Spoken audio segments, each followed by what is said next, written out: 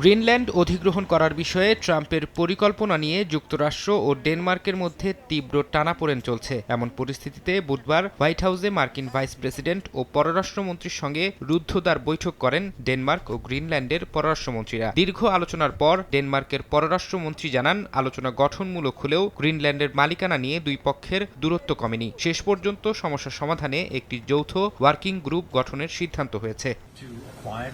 Russia ও চীন issue টেনে ট্রাম্পের দাবি করা নিরাপত্তা ঝুঁকিকে উড়িয়ে দেন ডেনমার্কের পররাষ্ট্রমন্ত্রী। বলেন, দ্বীপটি বর্তমানে কোনো তাৎক্ষণিক হুমকির মুখে নেই। এদিকে গ্রিনল্যান্ডের পররাষ্ট্রমন্ত্রী জানিয়েছেন, তারা যুক্তরাষ্ট্রের সাথে সহযোগিতা জোরদার করতে চান, কিন্তু মালিকানা পরিবর্তন নয়। আর্কটিক অঞ্চলে ট্রাম্পের প্রভাব রুখতে বড় ধরনের পদক্ষেপ নিয়েছে ইউরোপের কয়েকটি দেশ। এরই মধ্যে পরিস্থিতি পর্যবেক্ষণে সেনা টিম পাঠানোর ঘোষণা দিয়েছে জার্মানি। নরওয়ে ও সুইডেনও ডেনমার্কের অনুরোধে তাদের সামরিক কর্মকর্তাদের গ্রিনল্যান্ডে মোতায়েন করছে। গ্রিনল্যান্ডে নতুন কনসুলেট খোলার ঘোষণা দিয়েছে ফ্রান্স।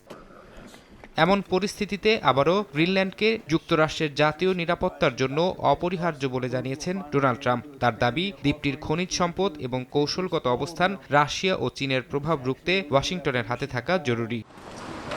ট্রাম্পের এই মানসিকতাকে সাম্রাজ্যবাদী ও নব্য উপনিবেশবাদী আখ্যা দিয়ে ডেনমার্কে মার্কিন দূতাবাসের সামনে বিক্ষোভ হয়েছে। বিক্ষোভকারীরা গ্রিনল্যান্ডের পতাকা উড়িয়ে ট্রাম্পের হস্তক্ষেপের বিরুদ্ধে স্লোগান দেন।